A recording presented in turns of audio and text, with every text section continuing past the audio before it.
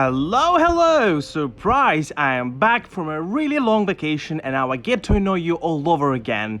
I had a lot of time to relax, get my mind back together, and to come up with new ideas, and I'm all here to share them. I hope I didn't let you down with my absence, and I will do my best to make up for it, I promise. Today we will start by talking about my personal top 10 movies done by Christopher Nolan, obviously in light of the soon releasing Tenet. This is my last Nolan themed video before I review his new movie, I promise, so make the most out of it and the ones that came before it. I am happy that you joined me today. I am Mr. Feature, and without further ado, let's delve in. Right off the bat, I think my choice for the worst Christopher Nolan movie, which is still a damn good movie as Nolan doesn't have bad movies, is Dunkirk. Most of you are probably like, what? But yes, Nolan's arguably most unique and unlike anything he has done movie, although is truly quite good, didn't sit that well with me. You see, the reason why I love Chris is his incredible character study. He meticulously paints each character on the screen, giving them believable and relatable attributes that grab audience's attention and make us forget that we are watching fictional stories on the screen. Dunkirk went completely the opposite way for me. As Nolan said himself, he wanted to focus on the events rather than characters in order to honor everyone involved in the World War II evacuation from France. And yes, visuals, sound, acting, production design, everything is top-notch stuff, with a great though probably weakest Hans Zimmer score out of all of his Nolan movies. This movie was insanely forgettable for me and left me with feeling nothing. There were some occasional suspenseful scenes like the one where British soldiers were being hunted whilst hiding in a shipwreck, but not only those moments are scarce, but again, I don't know who those people are and I don't know why I should relate to them. There are hundreds of war movies that do a better job by fleshing out war heroes as real human beings. Lack of any story in this movie was extremely unsatisfying to me, and so I left the theater in a complete disappointment. But again, don't get me wrong. If any other director would have made such a movie, I would probably be completely okay with it and say only good things about it. Hell, I appreciate that Nolan is open for experimentation. It's just that this particular way of filmmaking is not for me, at least when it comes from one of the best storytellers in Hollywood right now. Maybe one day I will become smarter and will enjoy this movie upon rewatch, who knows. But for now, bottom of the barrel it is.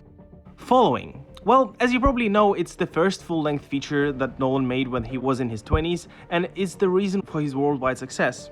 It's a fascinating story about a writer who is desperately looking for an inspiration for a book, in the process getting caught up in a messed up love triangle. It's quite an unusual and interesting movie that has some surprises to offer for sure. In fact, apart from it being a slow burn, I have no negative things to say about it. The reason why it's number 9 on this list is simply because all other movies of Nolan's are bigger. He had more time, more money, more talent to realize those projects, and since all of them are good, Following is simply slightly out of Nolan's best league. But this is definitely an interesting and engaging film which is perfect for a Sunday afternoon treat. What is surprising to me, however, is that this is the only film that heavily relies on human relationships, life choices, and psychological twists. Yes, I know that all of those things can be seen later in Nolan movies, but they also have a lot of action, often sci-fi pieces, inspirational and philosophical themes. If I were to rewatch The Following when it was released, I would have bet that Nolan would keep making these dark thrillers in a vein of a dark spy movies, something along Zodiac or Seven.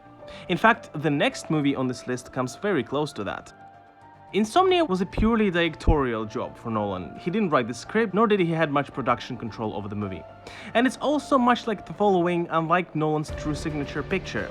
But this nevertheless doesn't detriment this movie in the slightest. The film does tell a wonderfully engaging, dark and multi-layered story of a detective vigilante who is struggling with his own understanding of justice. This one is also a bit of a slow burn, though lack of action set pieces and fast story pace is more than compensated by, as always, incredible performance from Al Pacino and arguably one of the best villainous roles from the late Robin Williams. I would have to say that the chemistry shared by these two is some of the best and finest work I have ever seen on screen. Hilary Swank is also delivering a top-notch support role, juxtaposing Pacino's detective at every step of the way. Again, this movie is truly wonderful, but is also not at the forefront of my favorite Nolan movies due to its slow burn effect. I do love a good detective mystery thriller, but I am more of a fan of Fincher's approach to those. A good balance of action, character development, and visual storytelling. Insomnia was slightly unbalanced and thus did lose me in some moments during its quite long runtime. But as any Nolan movie, I definitely do recommend it if you are in a mood for a grim, pragmatic philosophy on what is considered good and bad in the world, and how far are you prepared to go to find justice. My next choice might also surprise some of you, as it's none other than Dark Knight. I'm kidding, relax. Do you really think I would put any of the Batman trilogy movies so low on the list?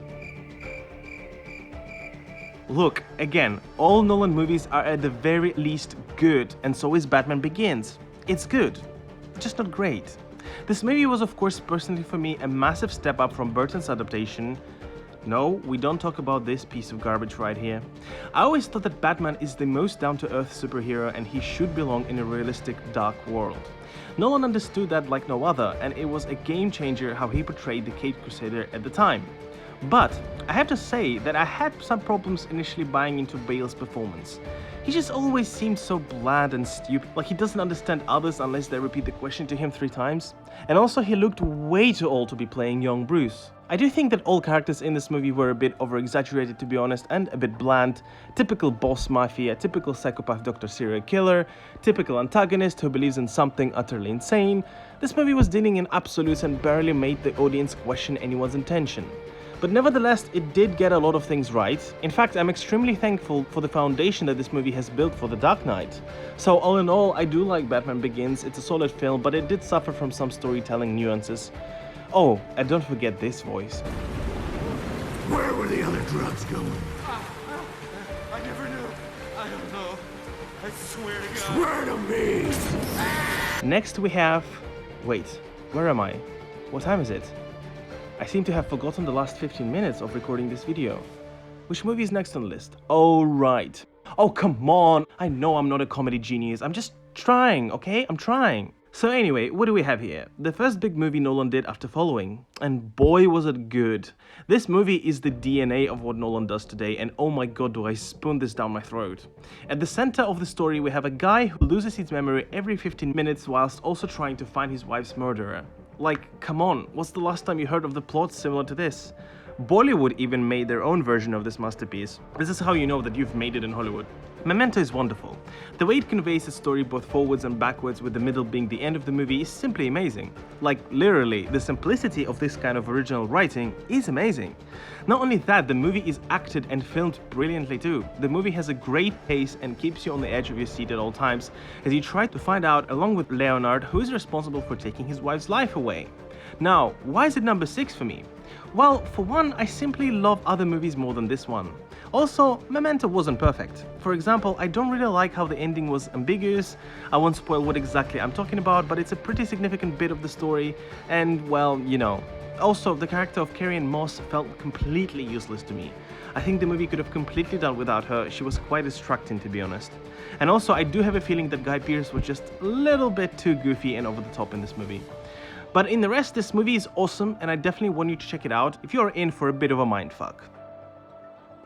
Oh god, another Batman movie. Look, I wish I could put this movie much higher on my list. This movie is so underrated, I am baffled day by day by how many people bash it.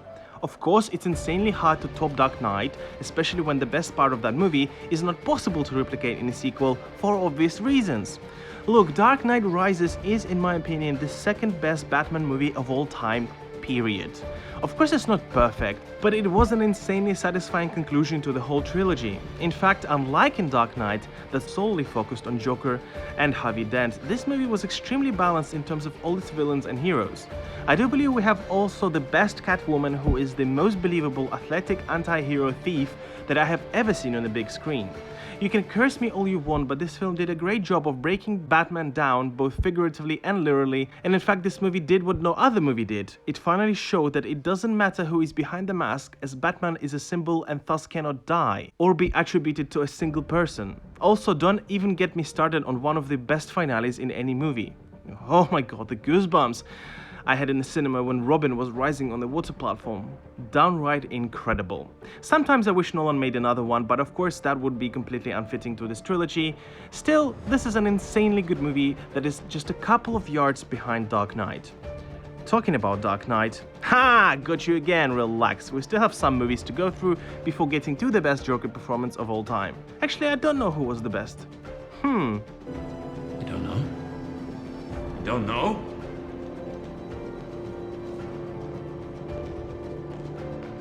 You don't know? Ah, right, Prestige. When I started making this video, I thought I would put Prestige number 3 or 2 on this list, honestly. The only thing I hate about this movie is the fact that it showed what an amazing duo Hugh Jackman and Chris Nolan are. Like, I mean, Jesus Christ, why isn't he casting him anymore? Maybe one day it will happen. Prestige has hands down the best character development than any other Nolan movie does. That's right, even Dark Knight. This movie has a complete and utter focus on two both similar and completely opposite personalities who have an enormous ego but suffer from a typical human problems such as betrayal, depression, grief, loss, and greed. The story manipulates secondary characters beautifully to evolve the two magicians and the center of it, who try to prove they are the best one at any cost. Not only does this movie succeed on a personal small scale, but it asks common life questions such as, at what cost are you willing to become worldwide successful? Do you value your family or your legacy more? And oh my god, don't get me started on performances. Not gonna lie, I do like Bale in this movie way more than in Batman trilogy. Unlike in Batman, here he delivers a complicated, flawed and emotional man with an insane acting range who is trying to prove the world he is worth something. And oh my god, Hugh Jackman completely steals the show with his performance of a man grieving the loss of his wife. In fact, the way both of these actors portray nor heroes nor villains, just people who try their best to make a name for themselves. It's a uniquely structured story with a lot of twists and turns, sci-fi elements, emotional and beautiful scenes, and plenty of cool magic tricks. And boy, do I need to mention the rest of the cast. David Bowie as Tesla? Are you kidding me? His performance of Tesla is probably more legendary than Tesla himself. Also Scarlett Johansson, Rebecca Hall, and of course Michael Caine. This movie is an incredible mystery thriller that you absolutely have to check out. So what are you waiting for? And now the most exciting part, where we are getting to top 3. At number 3, we have Inception. This one wasn't easy to place in the list. Inception was and still remains a giant of a film. It's practically a cult on its own, creating a unique genre of a heist movie. If you think about it, almost the whole movie takes place within a day, where the main plot unravels in a dream. It's like a fiction within fiction. Inception. And despite us knowing that no one is going to die or even be harmed in the process, the stakes were as high as ever. This movie has it all, a beautiful combination of character development, incredible action set pieces. I mean, this scene alone is one of the best ones I had seen in my life. Amazing acting and a music style which sets a new bar and has since been replicated in countless films. Nolan once again demonstrated that sometimes complicating a story on purpose results in much more satisfaction when you finally solve it. I never understood this argument of people who criticize Nolan movies, as he apparently makes them unnecessarily complicated when in reality they are not. Well, isn't that the whole point of puzzles, riddles, quests and games? Of course, once you solve it and understand it, it seems easy. But with Inception, I must have seen this movie around 15 times, and still to this day, I tend to find new things about the story, philosophy and take on the real world. This movie is timeless and will appeal to virtually any audience. Love, friendship, family, betrayal, it's all there, waiting for you to eat it up. I will always see Inception as one of the finest works of Christopher Nolan, which turned him into an even higher great director. Right, but enough about the world of dreams. It's time to pick our number 1 and number 2. And the number 2 on this list is...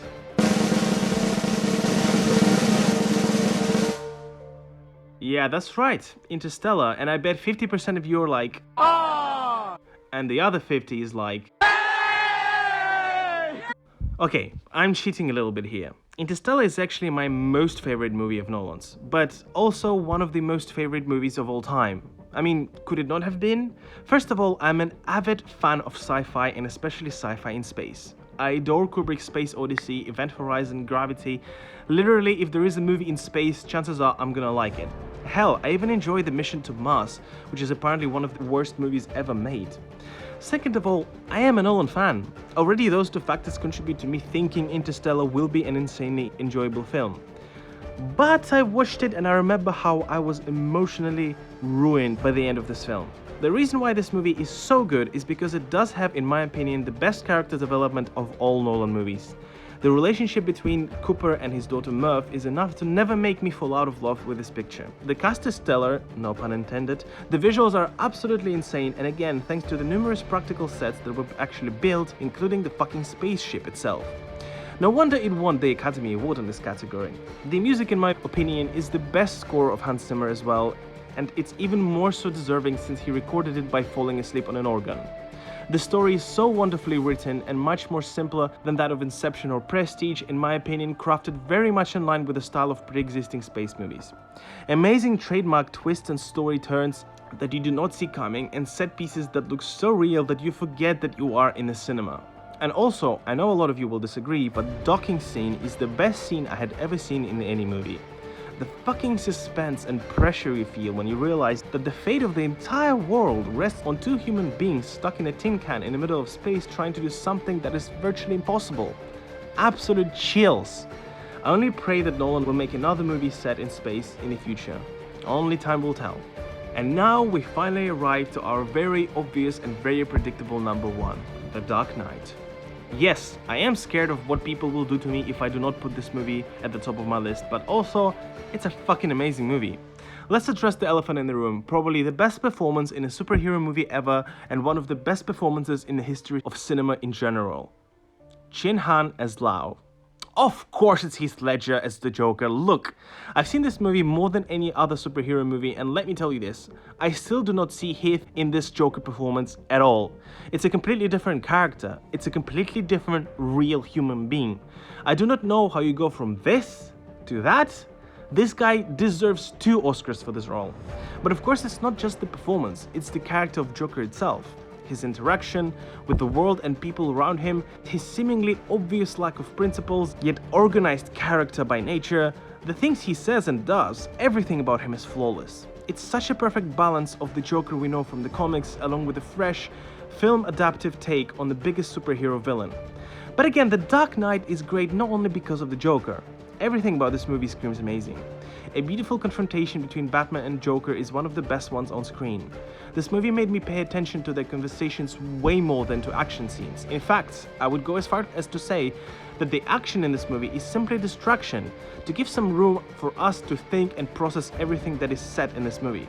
It is a beautiful breakdown of Batman's character, making him completely helpless at times, showing how having that one rule can result in the death of your loved one. Everyone in this movie shines, with another emphasis placed on Jim Gordon's character, who is kicking so much ass, all thanks to Gary Oldman's insane performance, of course. This is an almost perfect Batman movie that understands the struggle and hardship of being a vigilante rather than a hero. It also understood its villain and the chemistry that has to happen between the two.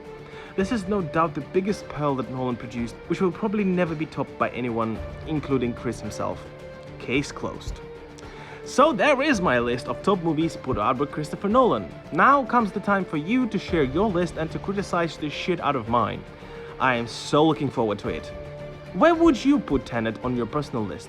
It's coming close now, and in fact I am seeing it next Thursday, 27th of August, so do expect a full non-spoiler review and discussion the following weekend. Boy am I excited. Guys, do leave your opinions down below. If you enjoyed this video, please hit that like and subscribe button. That would immensely help my channel to grow and make more videos like this one. Thanks again for watching, and I see you in the next one.